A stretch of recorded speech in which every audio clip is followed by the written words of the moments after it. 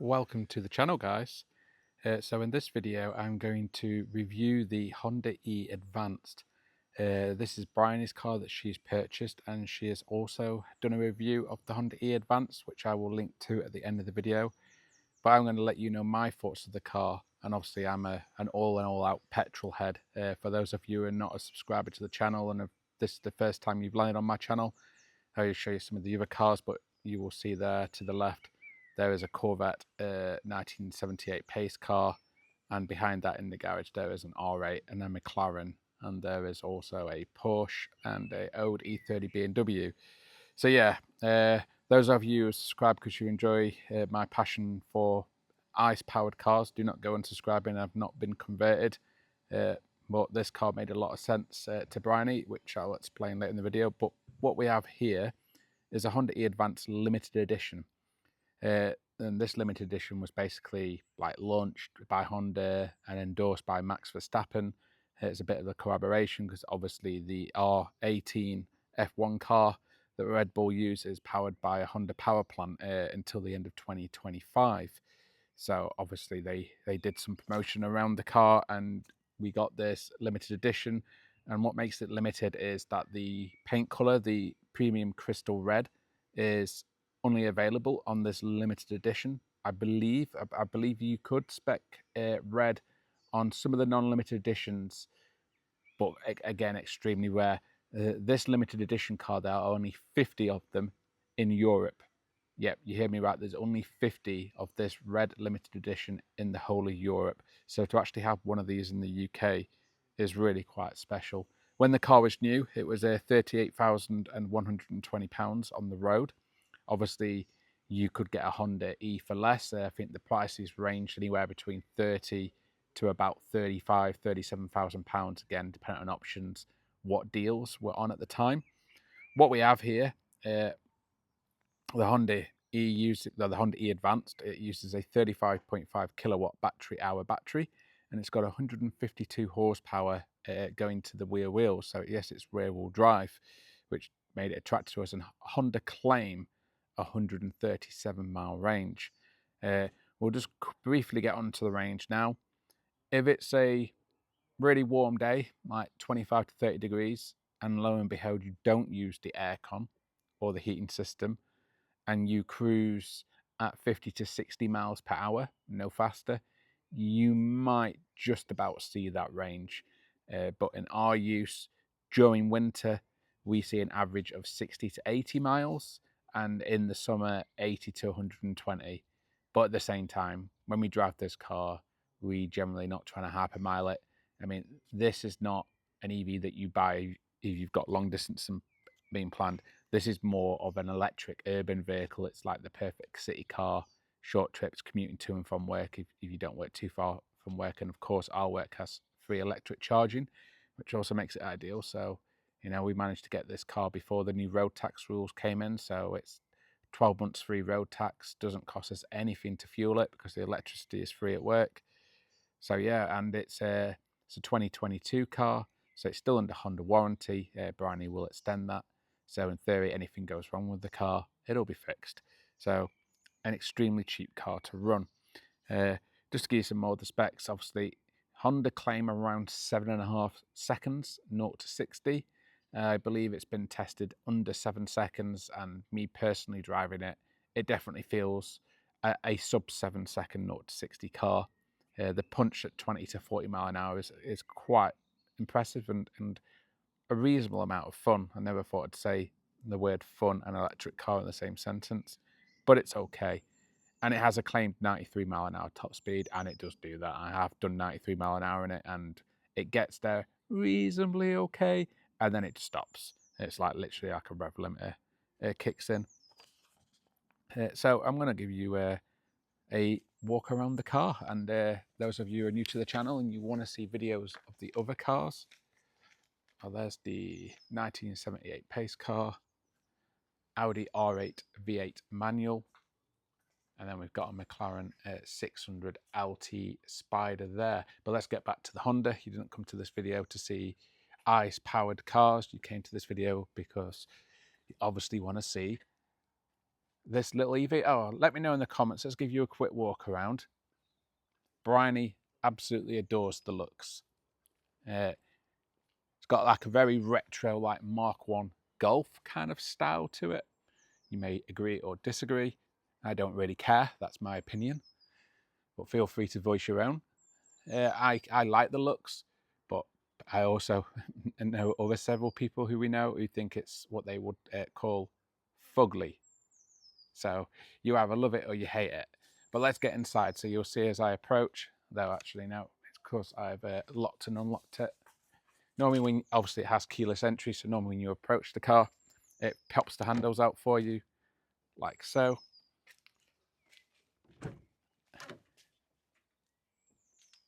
And something that's really nice about this is the interior.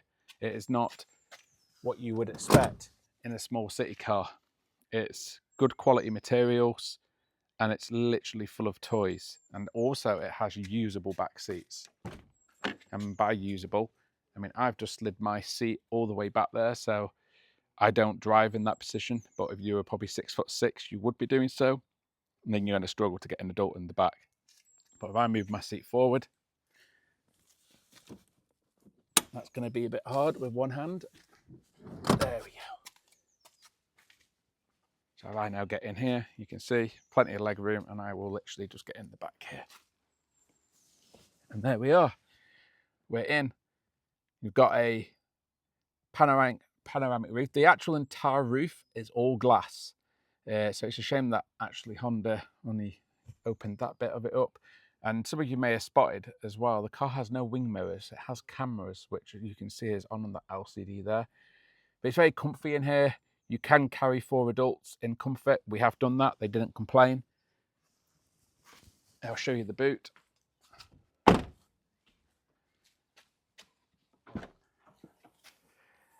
It's a small boot, but it's not the end of the world. The downside is that there's no room for the charging cables under the boot floor.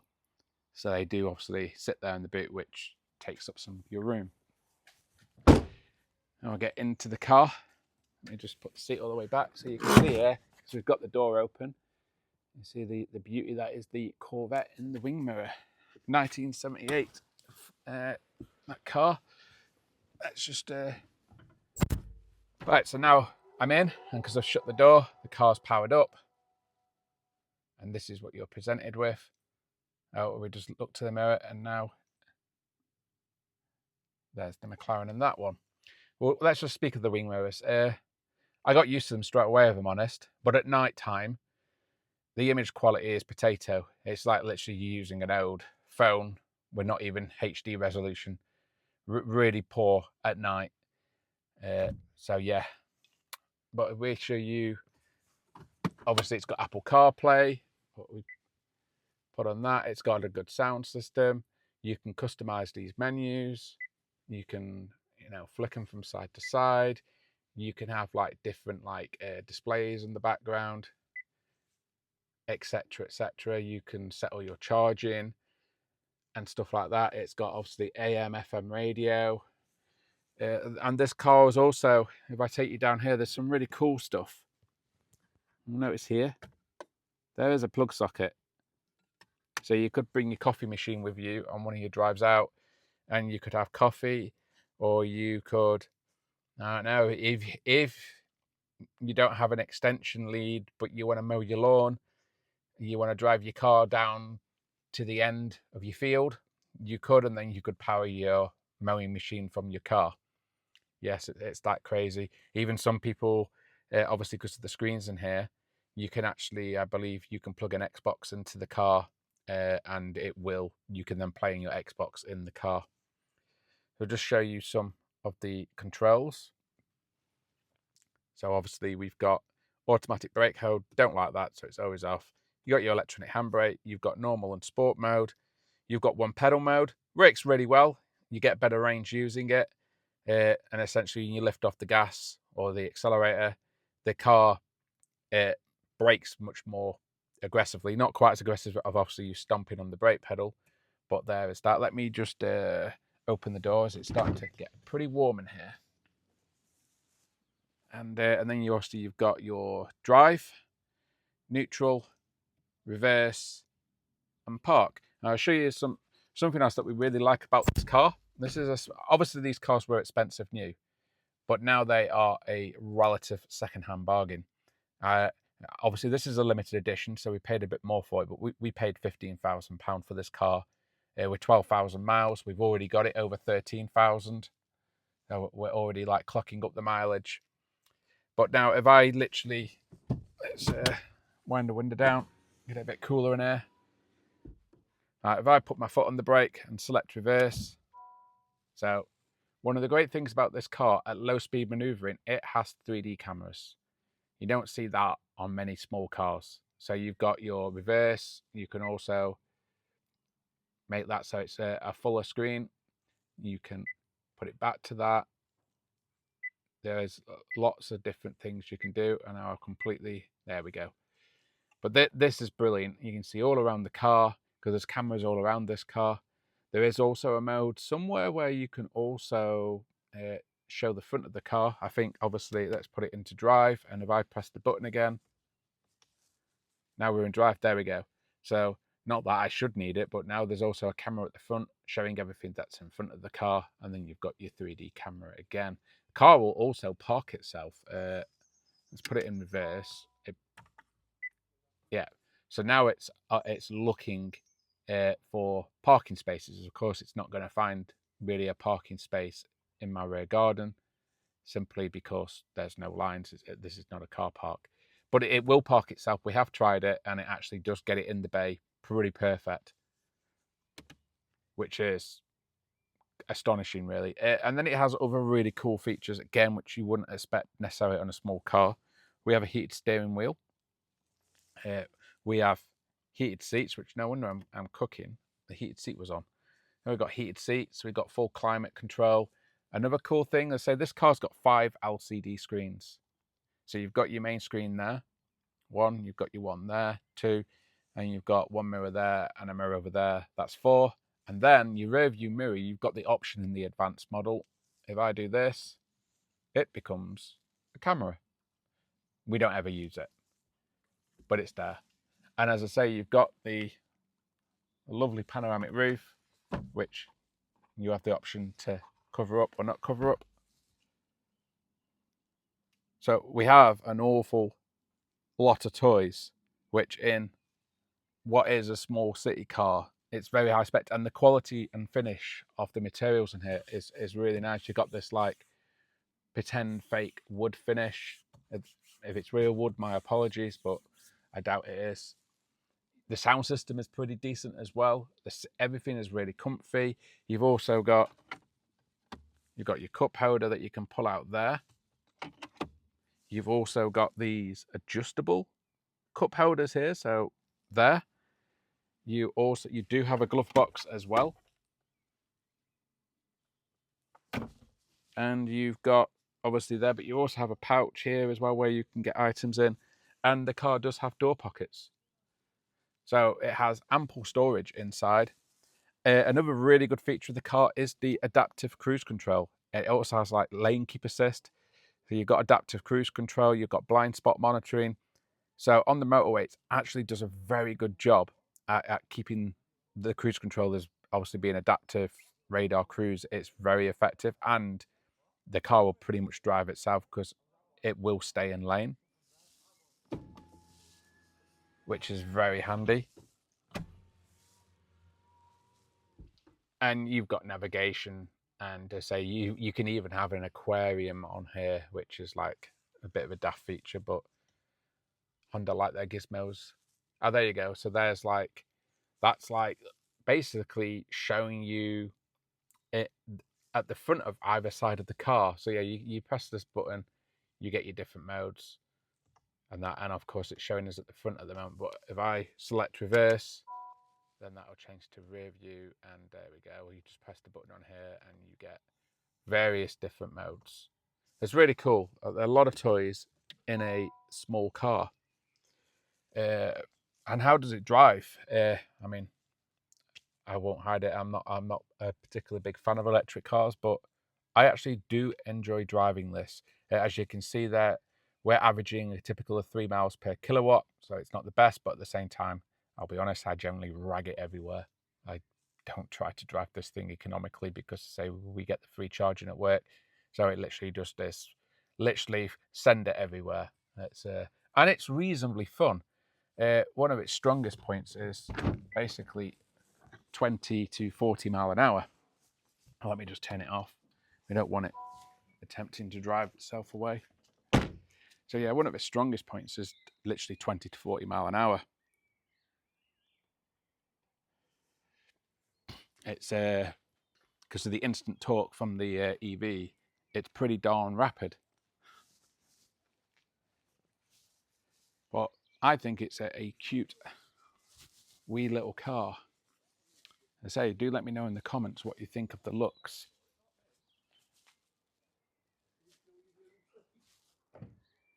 And there you go, it's just locked itself.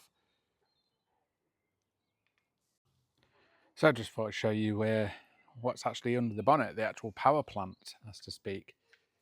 As I say, we've got the 35.5 kilowatt per hour battery, which is obviously not there. That is under the rear seats. And this is the motor here, which produces 152 horsepower.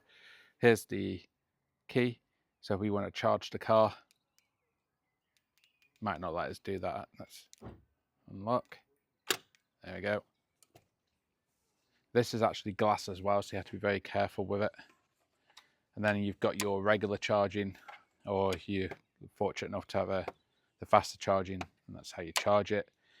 One advantage is, obviously, the disadvantage is the battery is small. So, of course, you don't get the range. But because the battery is small, then, I don't want to push on the bonnet. I want to do it properly, let it drop. There we go. And yeah, of course, so there you go, you can see the lights powering up. I'll lock it, we'll just do that again. So yeah, because the battery's small, it charges up reasonably quick, even on a slow charger. So yeah, the range is pretty pathetic, but the advantage is that you can go from 20 to 80% in less than 20 minutes, and typically on any speed of charger, you'll always get a decent charge in 20 minutes, which generally we found, there is a video also on the channel, which I will link to at the end again. We brought this car all the way back from Edinburgh alongside our Porsche Cayman, and we decided to do a bit of a competition, which one would cost less to get back. I'll give the results away here, but so you don't have to go and watch that video. Again, we drove both cars in a fun manner, and we didn't do all motorway. We drove back from Edinburgh and we got on the motorway at Lancaster. So we did a lot of the A and B roads, like in Scotland and Northumberland way, which were great fun. So of course we were not taking our time. The Porsche cost us £65 in fuel. Again, really enjoying it. So not trying to drive it economically. And this charging at public chargers was about £35. So yeah, let's get onto that. If you want to charge this at a public charger to full, you're going to be paying between £8 and £12, depending on what you're being charged. And that'll get you anywhere between, obviously time of year dependent, but an average of a 90 to 100 miles range. If you charge it at home, you're going to be charging it for between £3 and £5, again, depending on your electric provider, and if you've got any like special like Octopus overnight cheaper tariff rate. So even though it wasn't obviously in its strong point doing long distance, it was still cheaper to bring home than a performance ICE vehicle. It's fair to say we'd have had like a diesel vehicle with great economical, that would have probably been similar cost or maybe even less than charging this at public chargers. But let's get on some of this. I've discussed like all the really cool toys it's got on the inside, what you'd not expect to see in a small car. But another really great thing about this car is how it rides. It's got fully independent suspension all round. Again, is not something you would generally see on a small cheap city car, but this has full independent suspension all around. So the handling is actually really good. But the great thing is just how it rides. It glides over potholes, which is quite important here in the UK because our roads are shit. They're really terrible. And it literally just glides. It's a great riding car, and this being an advanced, it is on the 17-inch wheels. The non-advanced is on the 16-inch, so that will ride slightly better again, and you may get like another 5 miles range. So the ride quality is great. The handling is also pretty decent. Obviously, the heaviest part of the car is low down in the center of the car where the battery is. So it rides well, it handles well. Being rear-wheel drive, you can make it slide. Generally, it needs to be wet. You can turn the traction control off, but it's not off. It still definitely kicks in once you get more than a certain angle, which is a shame, but you can send it and you can get it going a little bit sideways, which is quite fun. It's not against something you'd expect. So for us, was this car worth the 38 grand when it came out? Absolutely not. There's no doubt about it. These were overpriced cars, but it was an engineering for Honda, and the build quality and the features is definitely representative of a more expensive car. But are they worth 10 to 15 grand? Absolutely, they're absolute bargains. And another little bit of information now, which obviously the title of the video alludes to, we drove a lot of EVs before we settled on the purchase of this Honda E. We drove the Fiat Abarth EV, and I'll get around to that now. It is absolutely shit. It's okay if you don't drive any of the others. If you don't drive any of the others, it's okay. Performance-wise, it feels roughly about the same as this in a straight line, maybe a little bit slower. The ride quality, nowhere near as good. The handling and the steering, nowhere near as good. And the external speaker to emulate ICE engine noise is really just embarrassing. One thing I will get on with this, in fact, no, we'll save it for the next one. So yeah, the Fiat Abarth, out of all the ones to test drove, that was the worst small EV city car. What we've also driven the new Renault 5, the one with all the trim, so the flagship spec. Again, that's about the same horsepower. So it's about 150 horsepower. Looks stunning with its retro design. It was in the like the yellow color, which is definitely the color I would buy one in. But again, the Honda E did pip it, but I would say we'd be splitting hairs and trying to separate them. The Honda E has a lot more toys. You know, the 3D cameras, I don't think the Renault 5 had 3D cameras. It had a reversing camera, but I don't think it had 3D cameras. Obviously, this got heated steering wheel, heated seats. I think the Renault 5 had the heated seats. I'm not sure it had a heated steering wheel. Please comment and correct me. It may have done, may not. But the Renault 5 is obviously far better price for a brand new car. I think you can get the full spec Renault 5 with all the toys and it's less than 30,000. I think it's about 27,000 if memory serves me right. And you can get the base model Renault 5 with the lower power and less toys for 22,000. So I suspect we're going to see lots of Renault 5s on the road in the future because they're a bargain. But to drive, I would take the Honda E over the Renault 5, but we're splitting hairs. They're very close. But the Honda E rides better. I prefer the fact it's rear-wheel drive and it's much nicer fit and finish of the interior. Then one of the other cars we drove was one of the new Mini Cooper S's, or Cooper. It was basically, they do like 3 power levels. You've got the 184 horsepower, I think it is, then the 218 horsepower, and the flagship 260 horsepower. We drove the 218 horsepower model, and for me, it was the best dynamically. It was the best driving experience. It drove like a proper hot hatch. It was a lot of fun. But with the way I drove it, I took it from B&W with 100% battery. I did 20 miles of driving how I would drive if I was on a fun-spirited driving tour out. So country roads to myself where I can use all of the car's power. And driving it like that for 20 miles, so basically flat out, I'd used half the battery, which I was quite alarmed by. But yes, what I will say for that Mini, it's the best dynamically. It handles great. The power is much more punchier than what's in the Honda E. It feels pretty rapid, and I think the top speed was about 106 mile an hour. Not tested, of course, but I believe that's roughly where it will go. And judging by how fast it got to 70-ish, I'd say it definitely got onto 100 quite easily. For me, the Mini was the most fun drive. And also, of course, it was a level 3 car, so it had all of the toys, and it was really great. But of course, they're relatively new, and at the moment, it's just as cheap to buy a brand new one as it was a lightly used one, which you either go in with PCP and spending 400-ish a month, or you're buying one secondhand for like 25, 30,000 pounds. So it didn't make any sense because we knew it was going to depreciate like an absolute rock. It was just going to drop like crazy. And we kind of glad that we did, because I believe that since the Renault 5 is now hitting the market, Mini have already dropped their prices quite a bit. So yeah, we would have already been out of pocket if we'd have bought one. So yeah, for us, out of the Honda E, the Fiat Abarth, the Renault 5, and of course the Mini, if you want something that close, it has the performance and really resembles a high performance ICE hot hatch, the Mini drives sensational. It is the best driver of them all, and of course it's got all the toys. It's just new. But our plan is that we're going to own this wee little Honda for a couple of years. We will sell this, and then we'll probably have to jump into one of those Minis for about 15 to 18,000 pounds, because they would have done their depreciation. And of course, there's the Mini Cooper S with the 260 horsepower, which I'm yet to drive. So if driving dynamics is everything that you're after, the Mini is great. Just be aware, if you drive it like you stole it, you will deplete the battery extremely fast. The Renault 5 and the Honda E are extremely closely matched. But of course, the Honda E, for us as a second-hand buy, because you can't buy a second-hand Renault 5 yet, makes a lot more sense. And the Fiat Abarth, after driving all these other cars, we wouldn't give the Fiat another look. It really does. It's not in the same league as these cars. It's priced the same as these cars. It's not in the same league. There's just not a single thing. I guess it kind of looks cute, and the paint, the blue and the green are really nice colours, but the interior is a plastic mess. The dynamics of it are not that great.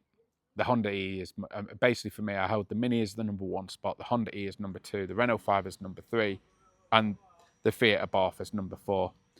Or when I say like Honda E and Renault 5 very close, you go drive them both, because obviously the Renault 5 is getting, every review is hyping the hell out of it, because it is great value for money and it is a lot of fun to drive. But for me, I actually think the Honda E does pip it. I think it's just pips it, and it's got lots more toys, and again, better fit and finish. But the Mini's freaking sensational, to put it bluntly. So yeah, these Honda E's, if your requirement for an ICE car is short range city driving, they fit the bill perfectly. And now in the second-hand market, between 10 and 15 grand, they are great value for money. They can have some issues. People do recommend the Honda extended warranty. I believe it's £400 a year, because of course there's a lot of AR. You walk up to it, there's a lot of, oh, and I've set the alarm off because the windows are open. And you've got a lot of technology in here with 5 LCD panels, and that, so yeah, there's potentially more to go wrong. And unlike the communities and stuff, people do generally say it's daft little things like LCD panels or the mirrors, to say, yeah, there's no wing mirrors on the car. As you can see, you've just got little cameras. And obviously it's really small as well. It literally goes anywhere. And what I love on a corner exit is probably the most fun. You're exiting a corner at about 20 mile an hour, you just literally boot it and it just disappears. And that, it's really got the min rules at 20 to 40. So yeah, I'm not converted, but I quite enjoy it. Say I was borrowed a Tesla, and I came away from driving a Tesla like, yeah, it's really quick, 20 to 60 mile an hour, but my God, is it boring. And my God, is the interior fit and finish an absolute disaster. It was worse than the Abarth. It was like that terrible. I do believe that the latest Model 3 is that Tesla have addressed their quality issues, but I don't find performance EVs fun to drive.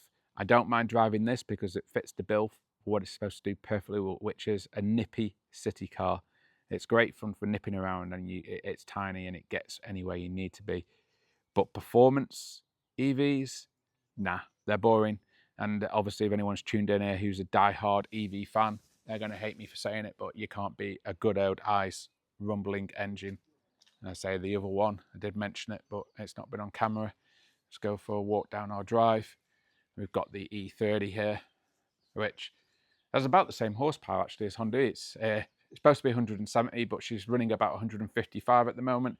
Needs some new valve stem seals and potentially piston rings. So I'm probably going to rebuild the engine next year to see if we can get it back up to 170.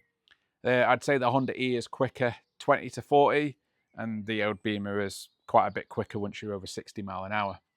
But back to the Honda E. So yeah, fantastic wee little car, super rare in the crystal red, and especially being the limited edition. With all the way you can tell are limited, they say the easiest way is that they're nearly all in this crystal red.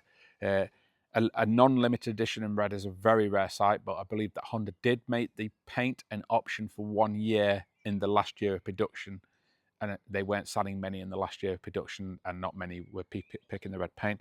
But the way you tell these limited editions is that they have the blacked out Honda badges and the all black 17-inch wheels, whereas the regular one, I believe they were diamond cut.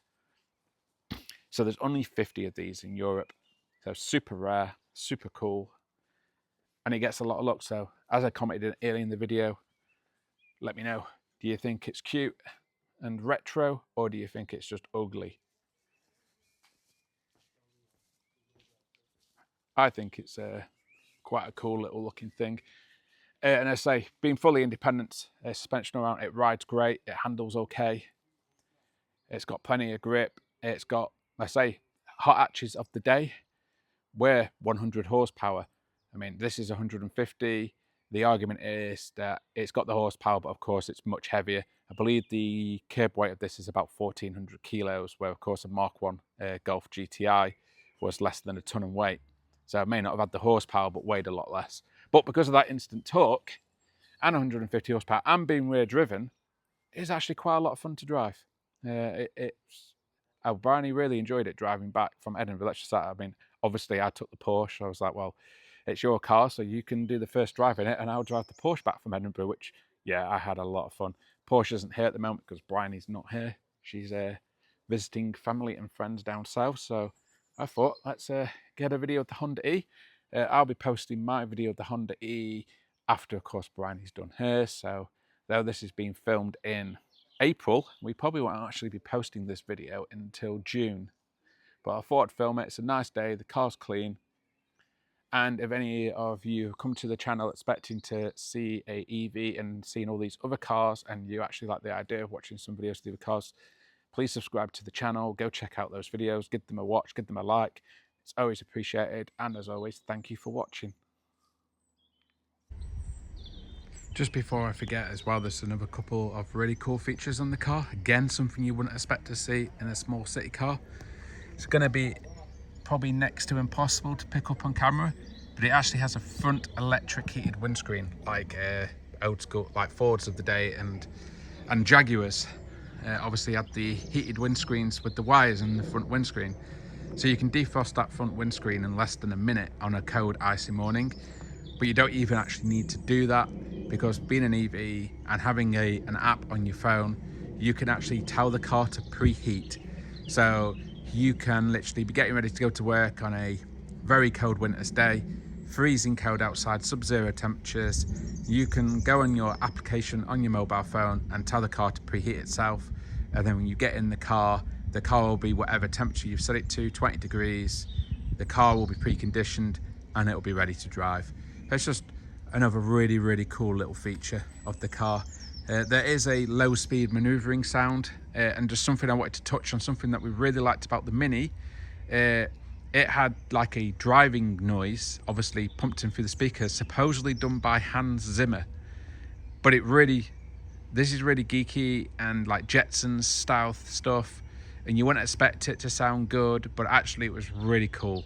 One of the disappointing things for the Honda E and the Renault 5 as well was that there was no like soundtrack when you're driving the car. There is a low maneuvering, like humming, like noise that the car makes to make pedestrians aware that it's maneuvering at low speed. I think that's like up to like 8-10 miles per hour.